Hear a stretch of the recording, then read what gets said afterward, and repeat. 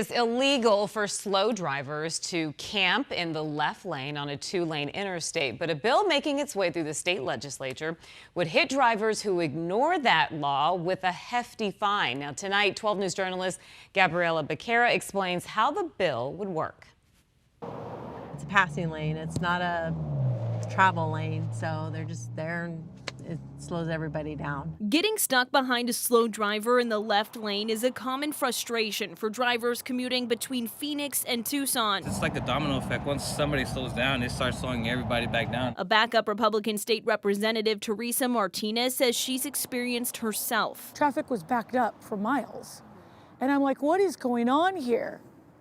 Just a slow driver. That's why Martinez is proposing heavier fines and more education for a law that already exists. Her bill, HB 2235, states a driver who violates the driving on the right side of the roadway law is subject to a $500 fine. It's intended to be enforced similar to the HOV lane. There are people who think twice about getting in the HOV lane during those specific hours because of the fine. They just don't want to pay the fine. And I don't blame them. I would want to pay the fine either.